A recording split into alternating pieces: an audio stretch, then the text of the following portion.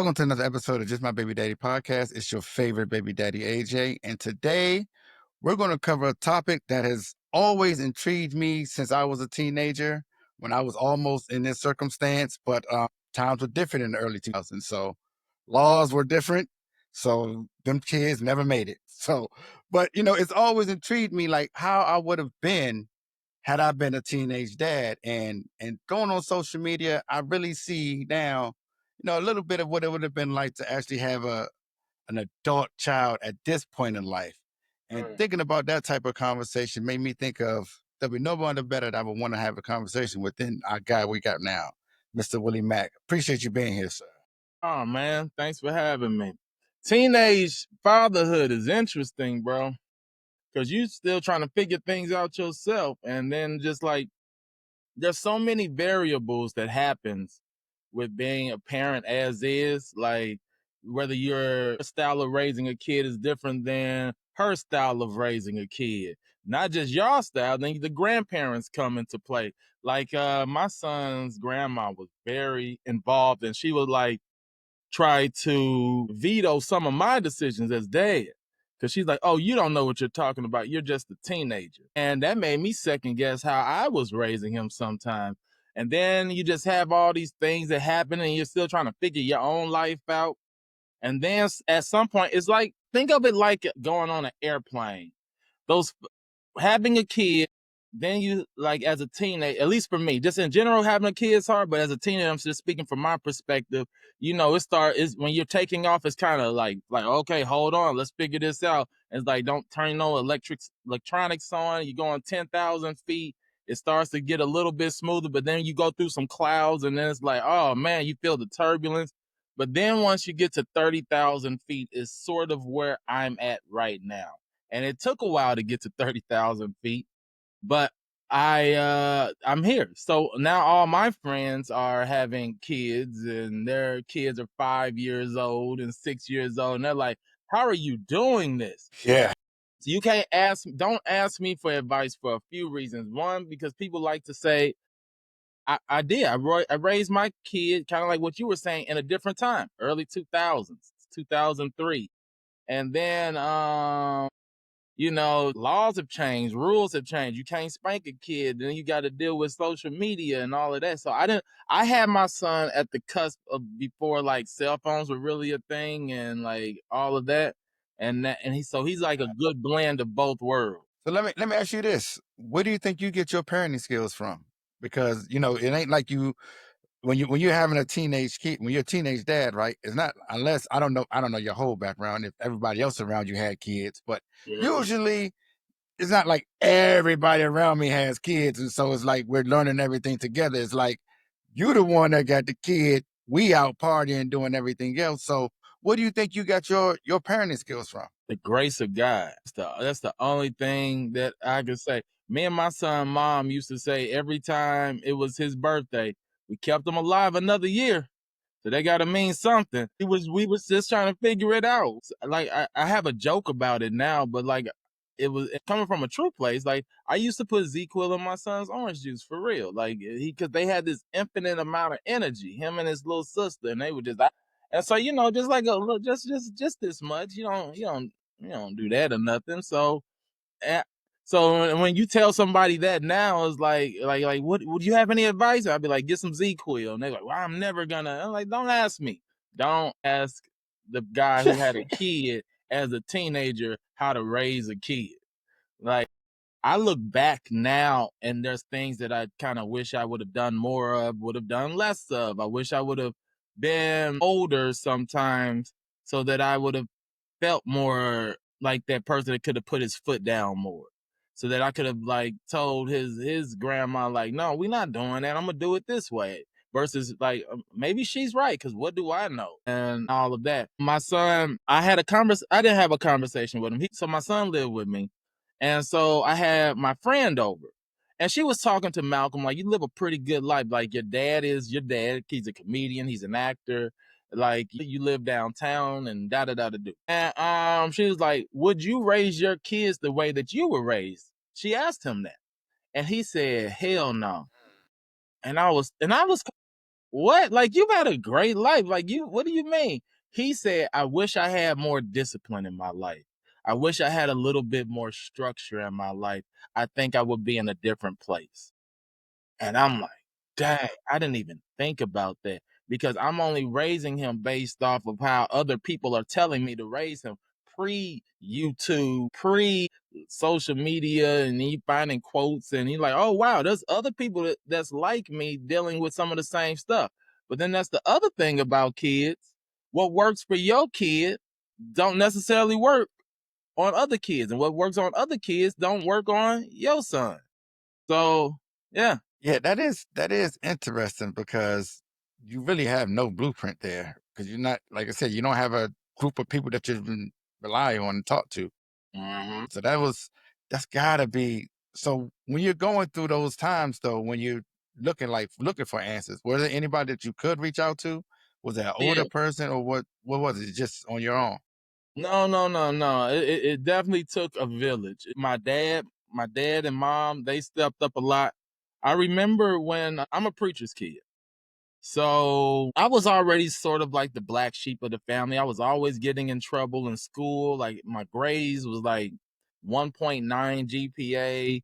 I had no focus. I had no direction. And one of the things that my parents used to always tell me was like, because I was always funny. I was always this guy that was either on college that you might have seen on College Hill, that you might have seen on my social medias and all of that. So, but to them, because when you grow up and Midwest, South, whatever, they're like, "Why are you acting so silly? Why are you so dumb? Why you so? What's wrong with you?" And so I used to think something was wrong with me until I moved to California, and I was like, "You can make a career out of being funny. You can make a career out of telling stories and all of that." So I always had this version of shame in my life when it came to my family, just growing up in general. So when my son's mom told me that she was pregnant with Malcolm, I was getting ready to run away from home. Now let me tell you this: how crazy this story. Me and Erica, that's my son's mom. Me and Erica were like, "Hey, we're gonna leave," because she grew up very strict as well. She's like, "Oh, our parents are gonna kill us." I remember writing this letter to my mom and dad. And I'm like, hey, just want to let y'all know that Erica's pregnant. I'm gonna run away from home. This long, heartfelt letter. I'm sorry that I'm always messing up. Blah blah blah blah. I'm gonna take care of this like a man, all of that. And my mom is one of those people that sleep through everything, bro. Like she has slept through tornadoes. She has slept through like my mom will wake up and be like, why is all the furniture outside like that? I'm like, we had a tornado and everybody's scared. So I slide the letter under the door. It's maybe like 3 a.m. I slide the letter under the door. I am about to leave, but I go downstairs to the basement to pick up one more thing that I was going to get before I jumped in the car and I was going to drive off to Illinois. I was in St. Louis at the time. And as I come upstairs to leave, I see my mom sitting in the kitchen and I'm like, what you doing up? She's like, something woke me up and told me to go downstairs and check on your son. And she's sitting there at the kitchen table, at the kitchen counter with the letter that I wrote her. And we had this whole tearful thing. She was like, I don't care what nobody at the church says, this child is going to be a blessing. I don't know when or how, but this child is going to be a blessing, and you are not running away from home. And we'll just figure it out.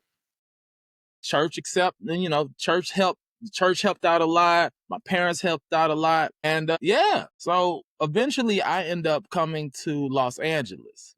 I was me and my son mom, we broke up at the time, and I really needed a change of environment. Like I already got locked up once.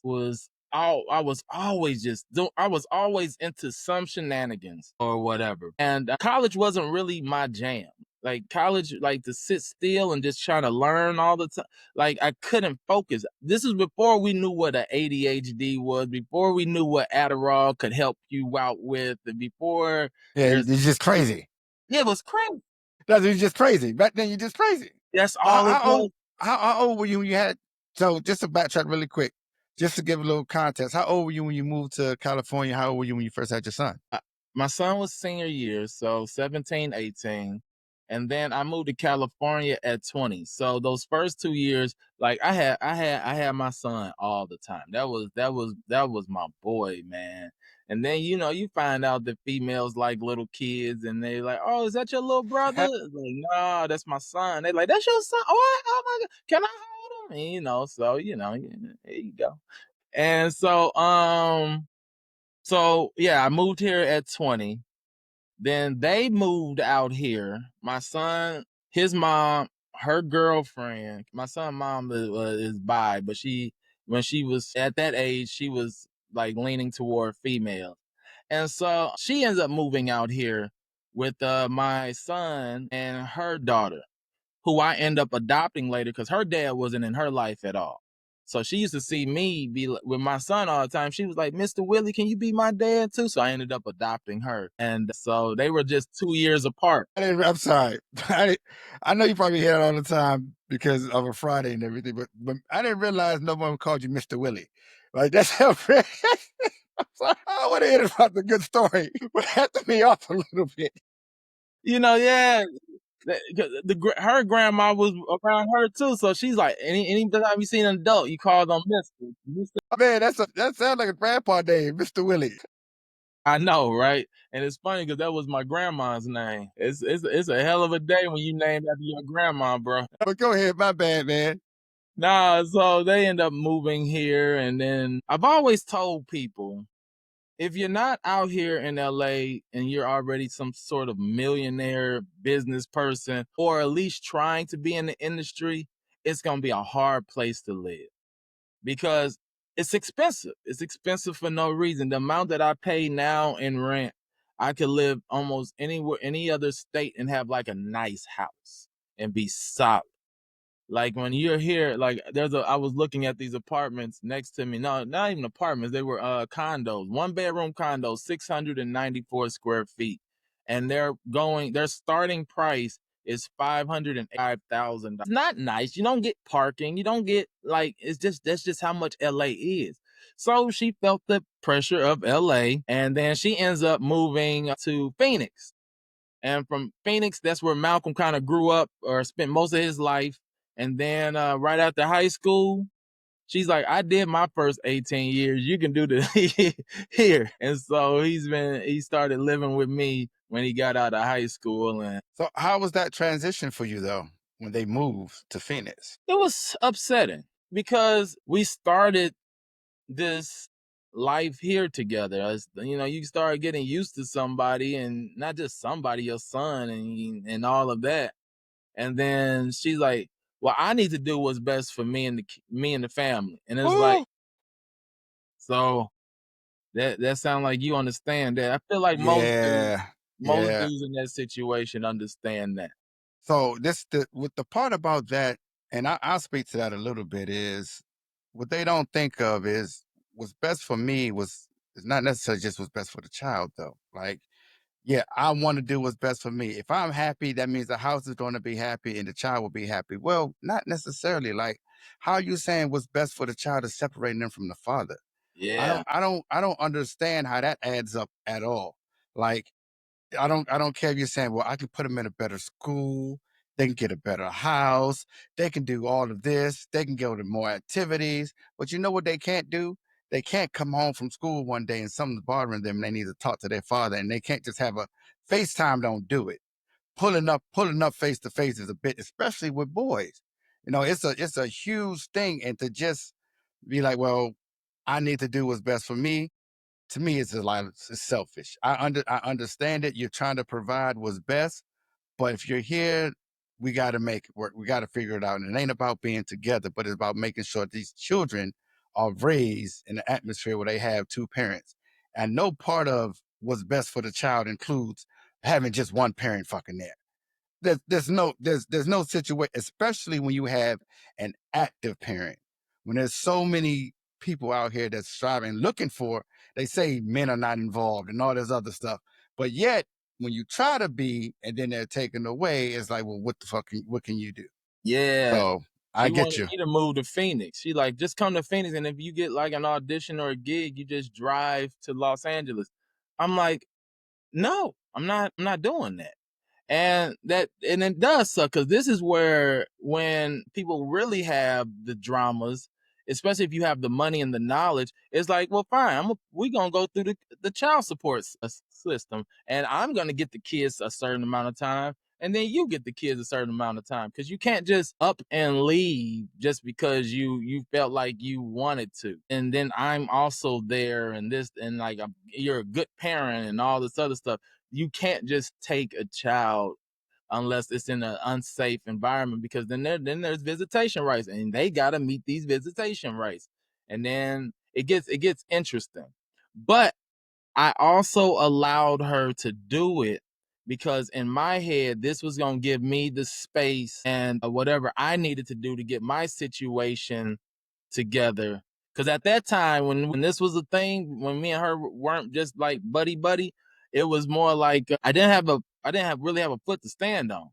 And then her parents, or her mom, made millions, and so she was able to fight, and I couldn't do nothing. And that's what happens. And that's what happens. So to that point, let me just ask you this. If you was in that same situation now, because when you were younger, you needed that space to go, right?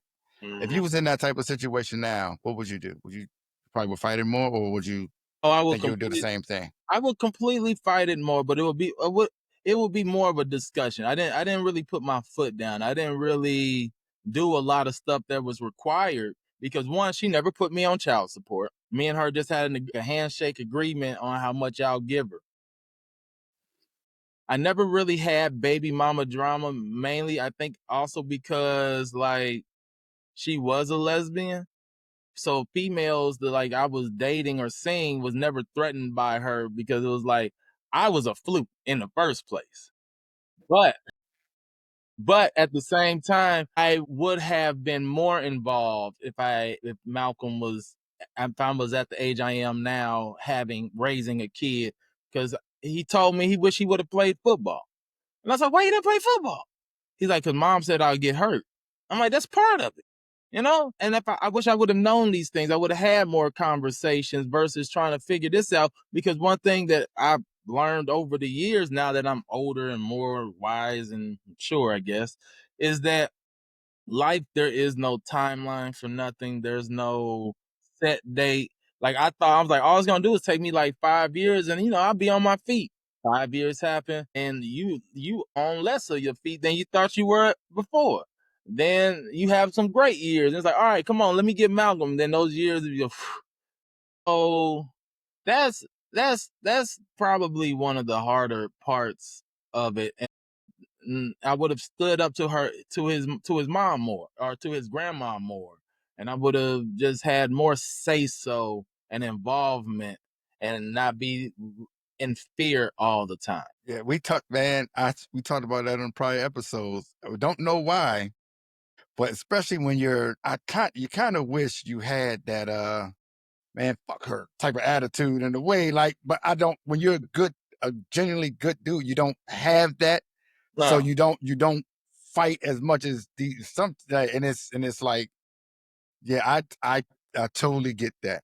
But you have your son now, Hmm. right? And you have him now, and it seems like y'all more like get that friend relationship. So how was that transition? Did that instantly come like that? How was the transition for him moving to LA? There's the pros and cons of having a relationship with your kid that is more friendship versus, hey, go sit down, hey, go to your room, you need to whatever. Like, I grew up very strict. I grew up, yeah, if you're gonna be living in this house, you're gonna have to keep a job. You're gonna have to. I'm like, Dad, I kind of want to do this. You ain't doing that. You're gonna go to school, you're gonna go to college, you're gonna get a job, get married, work at the church, and then you're gonna teach your kids to do the same thing. I gave my son more freedoms. I gave my son more opportunities. I gave him he comes with me to some of my comedy shows, and like, like, people know who he is. Like, there's one of my exes is a ex her husband is an NBA player, and so he's hanging out playing video games with people that I look up to. And I was like, you get to go play hang. I can't hang with him, so he's he's living this amazing, like he wants to do music. So I help him get his equipment and all this other stuff. I didn't get that. If I told my dad like, hey, I want to do comedy, they like, nah, you gonna figure out college and all of that. You could do comedy between 5 and 6 on Saturdays, but that's it. So the transition was interesting because one thing that I've learned as a father and just what distance does, like how you were kind of mentioning FaceTime, it's hard to be a cellular dad. When she gets upset, she's like, you need to talk to your son to do this. And you know, all he's doing is probably putting it on speakerphone, put you on mute, and then he's probably playing a video game. You hear me, Malcolm? I hear you. And he's right back to it. And it's like, I'm like, what do you want me to do over the phone? And then you become this guy where it was the threats. Like, if you don't get your act together, you're gonna go live with your dad. And that used to happen a lot. And I used to be like, what's wrong with living with me? Like, what are these rumors that living with your dad is such a bad? What do y'all think I do here? Like, this ain't a trap house. This ain't. I got food in the refrigerator. I'm like, if anything, it's like threatening a kid. If you keep acting up, you're gonna send them to Disneyland. Like that's. Exactly. Exactly. But the kid, it has that fear in them. The kid has been with the mom and been taught and been told these things so much that now there's like, oh, I'm gonna go live with dad. And so when I would get my son for like the summers or have them for the amount of time that I have, we both put on our best faces. I got me for 3 months being a dad all day, man. Me having them for a weekend, for a week or whatever, that's easy work. But then when he's starting to live with you, you start seeing habits and like, why you do that? What's all that about? Who taught you that? Who told you that? Why do you think like that? And because you can only hold together this act for so long before it Yeah. starts to explode. And so I started seeing some of those things, and I'm like, and I tease him now about it, even though I know he probably feels the way, even though he says he don't. Like I'll say something, be like, "Man, Mal, where was your dad at?" Like like, where'd you get that from? Where was who? Your dad was and but I find a lighter way of saying it than how I'm telling it to you right now. So I think that was probably one of the more difficult things that we had to learn about each other. Like I go through my own issues, and now he's exposed to my issues. He's exposed to my lifestyle. He's exposed to the different women that might be around or anything like that. So the person that we were like this to each other when we was together has now it's kind of like when you start dating a female. Those first 3 days when the makeup's on and everybody brushing their teeth and washing their ass and all of that, and then comes a point where they start to get comfortable, and then you start like, oh, I didn't know you didn't actually have eyebrows at all.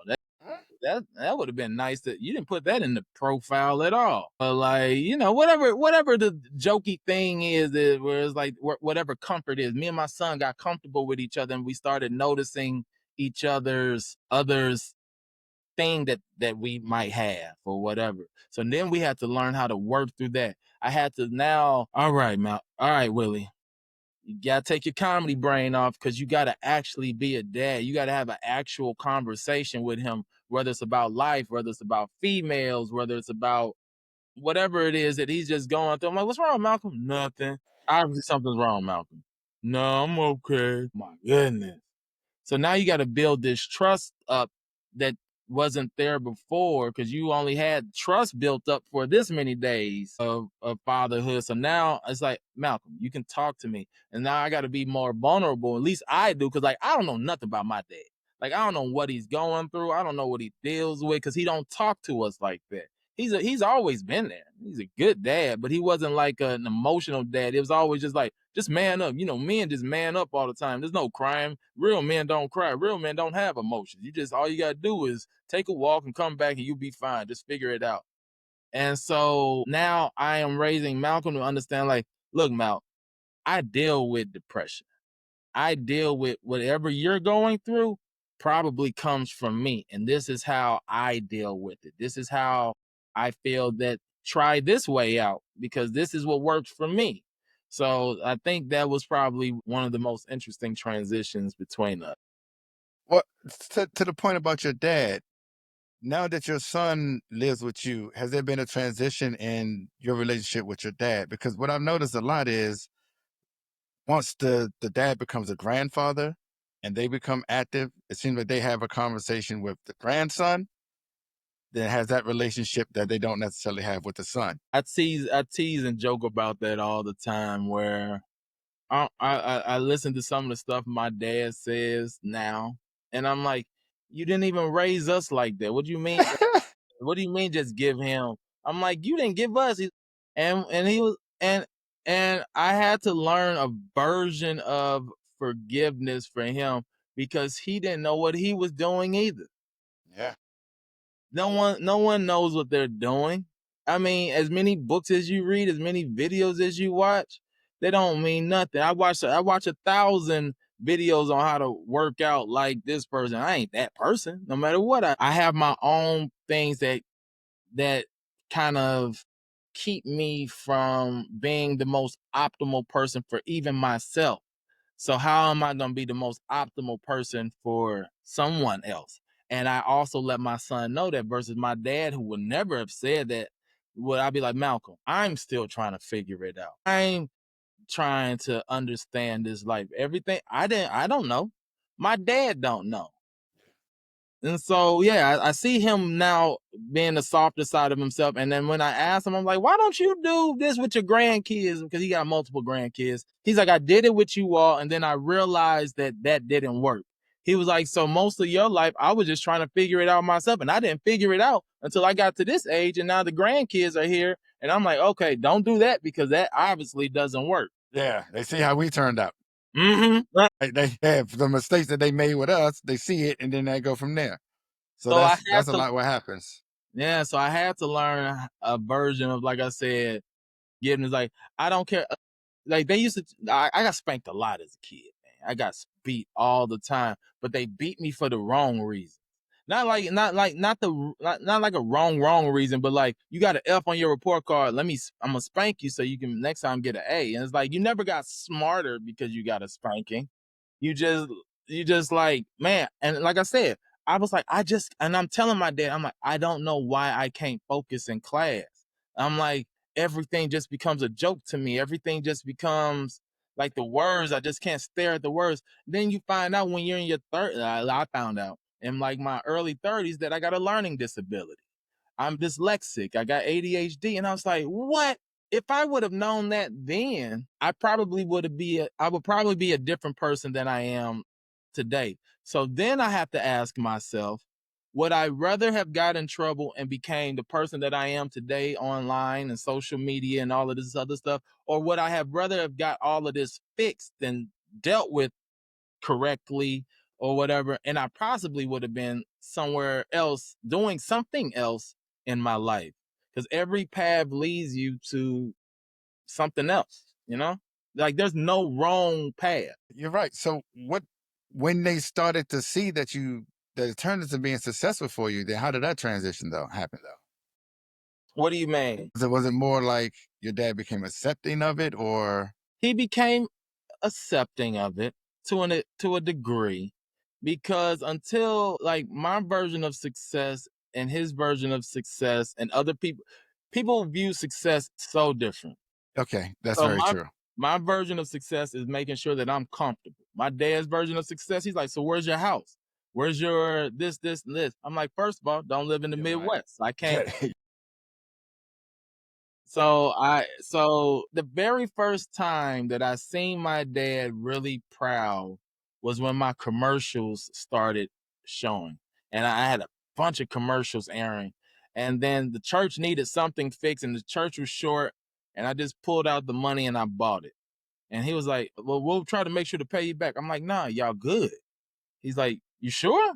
I'm like, I'm good. And it was like, wow, thank you. And so then his friends start calling him like, "Hey, I seen Lil Will on TV. Oh, I seen him doing all these things." Yeah. And so now he's Yeah. like, "Yeah, yeah, yeah." Yeah, man, that's what's up. So, well, let me ask you this: since you were a young father and you see your son is getting acclaim on social media and stuff too, and he's in LA, and we know the dangers that can come with that. How do you try to make sure you steer him away from becoming a young dad himself? Man, it's hard. You can't just tell him like, don't do it. What? How do you do it? You can't. You can't. I've learned that you can't. I was extra sheltered and I figured out a way. Sex is easy, bro.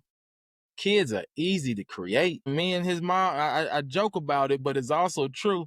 It was prom night, and it couldn't have been more than 1 minute. That's all I lasted was 1 minute to have a lifetime of change. And then you get the people that's like, "Oh, Willie, why you didn't wear a condom?" I did. It broke. God. What am I and so to keep him, a version of keeping him is to do more so of warnings and just of saying he sees how hard me and his mom have tried to raise a kid. So that's his version of child care. Plus his mom said, "Hey, I swear if you make me a grandparent before 50, I'll fuck you up." So she's like, "You better not make me no young grandparent. You better not make me." So all of that. There's yeah, like I said, you can't control them. You can't tell them to not. A lot of it it's just nature. It's just nature. I was joking with a friend earlier about, I'm like, you know how crazy sex is? Like everybody is having sex, not just people, but just even animals. Yeah. Like, how does an Yeah. animal know to do this? Like, who taught this animal to go to this the male lion to go to the female lion and be like, boom, You know what? That is interesting. You know what? birds. Birds, how does Yeah. the bird know to do this to the right bird You know or what's fucked up? They might be watching their parents, which is even worse. Like that's fucking disgusting. You learned just wrong from your daddy. that's That's fucking disgusting. I was at a show last night and this person was talking about how his mom and dad are first cousins and then ended up marrying each other and they still together to this day. Look, his mom and dad are first cousins. First cousins. The What the hell dad's does he call his brother, mom? What the fuck is that? His auntie mom? auntie mom, mom T, mom T. That's yeah. Was he black? Nah, I gotta figure that.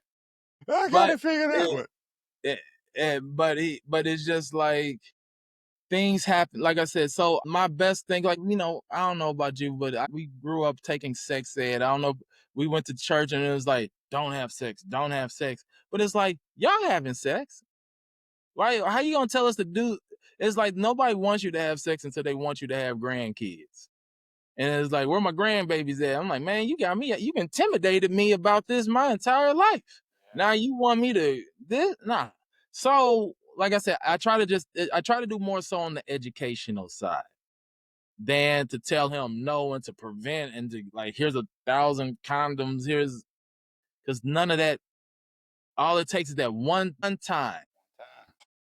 And at one time can completely change your life. I don't think Your they won't life, understand that. your life, bro. You won't understand that. So let me ask you this. So what advice would you give? What advice would you give to someone that actually has a baby on the way and that or a teenage father, like a young father? Communication, I would say, is the most important thing to do. If put your foot down on things that you are strongly believe in, if it's right. Like if and when I say if it's right, there's gonna be a lot of negotiating. It's gonna be the way like my son's mom was raised is completely different than how I was raised. So here's what I would like for him to do and whatever. Now this one makes sense to me now, but it threw me off when I first heard somebody say this. And this is almost some white people stuff that I kind of just stole from them. I seen where they were starting to put kids into therapy at like a young age, at like starting at 7 and 8. And I don't know. I'm not gonna speak for you. I'm gonna speak for me and my family. There's no way I could have gone to therapy with my family talking about, hey, I need to go to therapy, or maybe we should put me into therapy, because they weren't even thinking about that. It was just prayer or get your ass beat. Those were the therapies that was right there. And the reason they say put them into a therapy is because we're putting them into these schools and telling them to kind of raise themselves. And we're like, hey, you're gonna go through these, and we'll see. By the time we get home, we might chop it up a little bit during dinner and whatever, and then they go right back to school. And so a lot of the stuff that they're dealing with that they don't even tell us about that they're going through. Like when I was getting bullied in high school, I tried to tell my dad one time, and he was like, just try to make friends with him. Like, what? Well, whose man's is this? You better hurry up and get funny, goddammit. Yeah. Get your ass whooped. So I used to write a lot because I didn't have nobody to talk to. So I've always wrote, like, where is it at? Hold on. I have this right here. Hold on. So I have this, my journal. And I'm gonna see if I could just even show you the date on here. If it even hold on. Let me no, I can't. But like the date on here is, let me put my face in this camera. No, you can't see it. 2002. I've had this since 2002. Me and my son's mom had a hard time communicating with each other. So what I would do is I would take the journal and I would write in it. And I'd be like, man, Erica don't understand, blah, blah, blah, blah, blah, blah, blah, blah, blah. And then she would read everything that I wrote.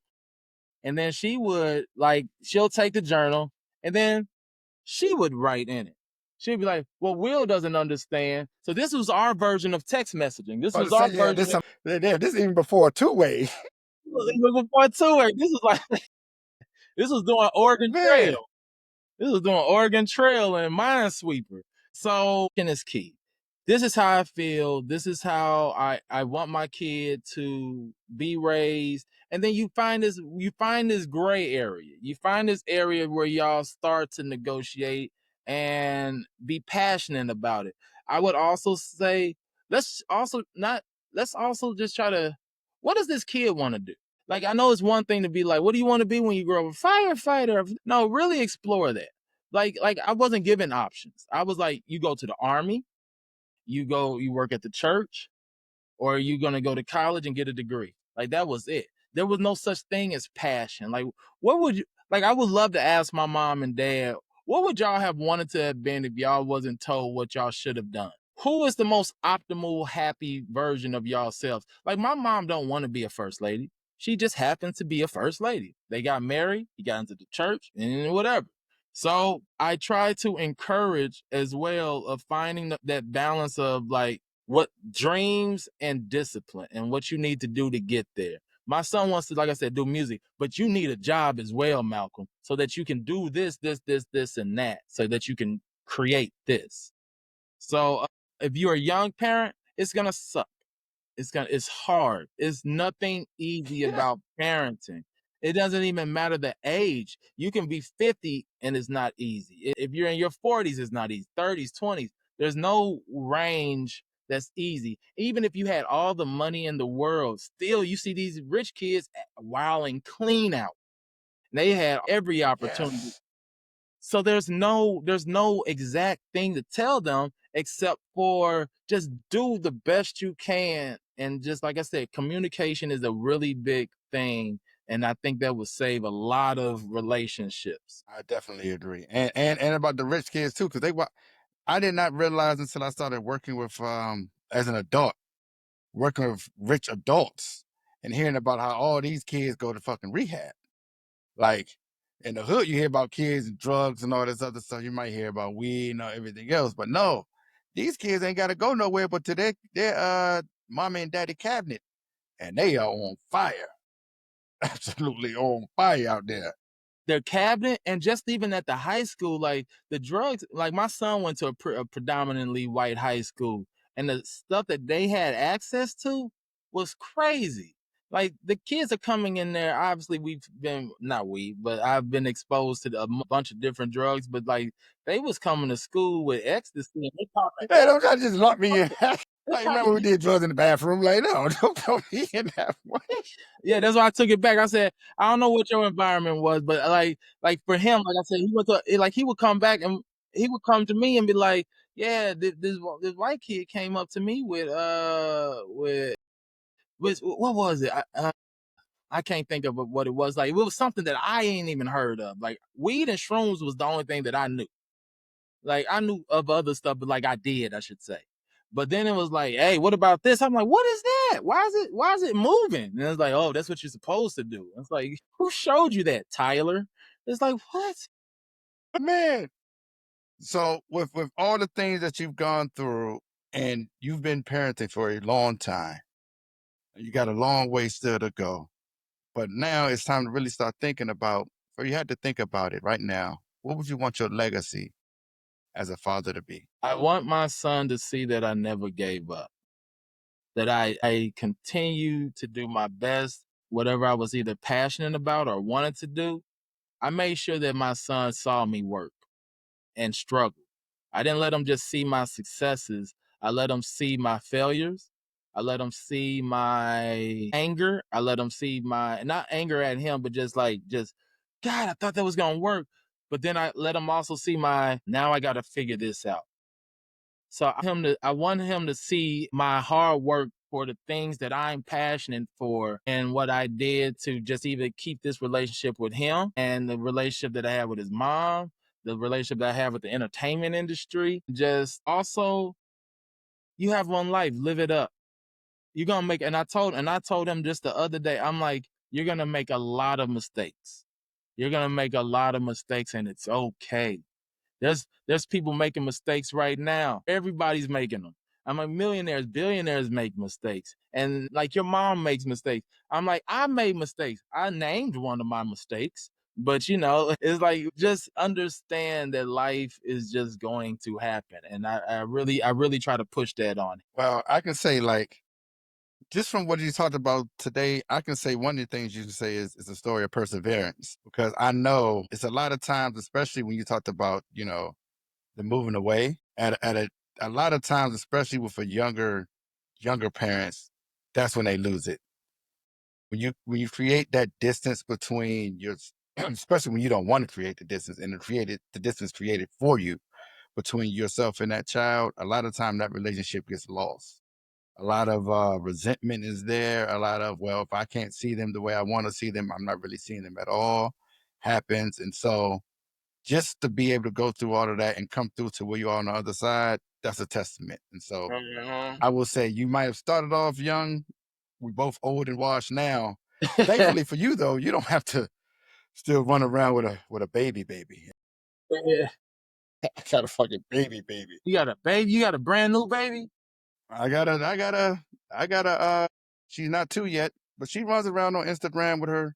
I call her my $1 million baby because she got 1 million views running around saying all shit. So, that's my my little $1 million baby. But yeah. Mm, Starting off young, having fun. I ain't gonna lie, I do get jealous when I see people my age with their kids running around having fun. Meanwhile, I'm changing diapers. But that's part of it. That's that's part of part it. of it. It's like I said, I get what you're saying, but I also sometimes, like I said, I look at people who had kids older and I'm like, man, I wish I was older when I had a kid because I would have done so many things differently. I would have, like I said, I would have stood up to his side more, and I would have put him in sports. I would have had a little bit more money. I was trying to raise a kid on an allowance. Like my dad had to help me with child support. So like those are hard questions to ask. Like, hey, dad, can I get this money so that I can buy and have and do all these things? I wish I had some of the knowledge that like I'm talking to you right now, like how we talking right now. Like I wish I would have been this person that I am now with him growing up versus at 17, 18, 19 years old, just scratching my head trying to figure out how I'm just gonna pass this final. Well, this it's one of those grass is always greener type things. Most I will say the experiences that you having, the stuff that Yeah. you're having, it's Well, cool good to thing. let that be known. Right? I envy sometimes having a person having a kid older because of that. Like I wish my son was raised by a man versus a teenager. Yeah. Yeah. I get that as well. I Because get that as well. at But, our age, I don't know how my old you son is are. going to be raised by a man while he's a teenager, but a man that can't run. My knees are bad and shit. Like, it's pros and cons to it all. Like, it's pros and cons to it all. Knees bad and all that stuff is relevant, and that has nothing to do with age. I tore my meniscus a long time ago. I couldn't run with my son back in the day. So I tore my meniscus. I did like one of the things that one of the things like the things that I had to do to make money. Like I used to do clinical trials. I don't know if you know what a clinical trial is, but like where you would go where you And in college, yeah, we used to do the sleep trials and all of those too. oh I Over was there at doing Chapel Hill. I was doing clinical trials to get the money to make sure that he was able to have whatever. So yeah, pros and cons, man. When it comes to the kid, now as who I am now, like if we was talking, yeah, I'm so glad I got to have the kid out the way at an early age. Like my son's in his 20s now, and I'm over here but that's the selfish side of me. That's like I'm glad I had it young, Yeah. but would it have helped him more if I would have had him older? Yeah, it would have helped the kid out a lot more if I had the wisdom and knowledge and the temperament and the understandings that I do now. But yeah, me and my son go to the club. You right, we out there.